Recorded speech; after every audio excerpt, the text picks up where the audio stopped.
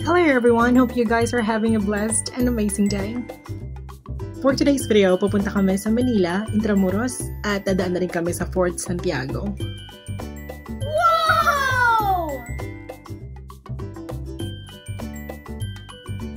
Medyo ginabi na pala kami dyan, pero yun nga, expected naman namin, syempre Manila, laging traffic, as if naman may bago. Nakatulog na nga yung mga kasama namin sa likod eh. Buti nga lang to si Jude gising pa din. Ayan naman lagi ko kasama sa harapan. So, chika-chika, kanta-kanta, ayun. Nakapunta naman ng safe sa pupuntahan.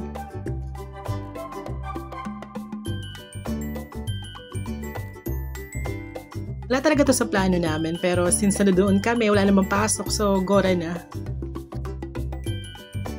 Nakakatuwa nga kasi may naabutan kaming parada. Hindi namin na-expect talaga. So, hindi namin alam kung anong tawag dito. Pero sobrang haba nung parada. So, ang daming tao. Ang daming ilaw. Nakakatuwa talaga sobra. And sa Intramuros rin tayo, bigyan ko kayo ng brief history of Intramuros in the Philippines. Intramuros served as a seat of government of the Captaincy General of the Philippines.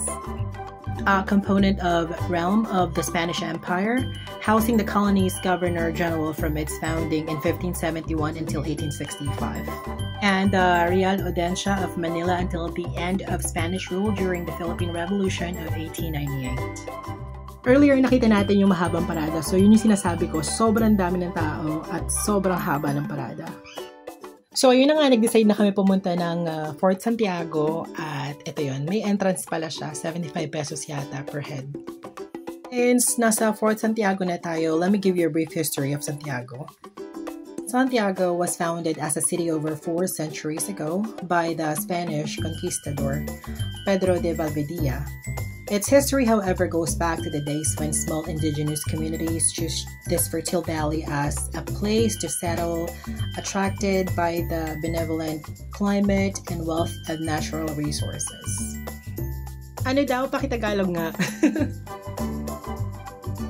So, kanina nasa labas kami, ang dami namin. Nung nagbabayad pa kami ng entrance. Now, nung pumasok na kami sa loob, as you can see, 4 na lang kami.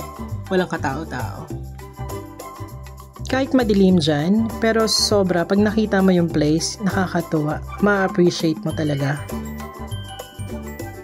Since madilim na dyan, papakita ko sa inyo sa end ng video yung picture ng Intramuros or Fort Bonifacio pag maliwanag.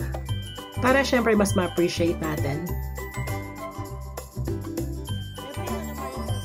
Noong una, akala ko nakasa loob na kami, hindi pala, ayun, meron pa pala kami papasukan. Sa haba ng dinrive namin, sa haba ng nilalakad namin, at lalakarin pa namin, tignan nyo, wala kaming kapagod-pagod. Iba talaga pag masaya.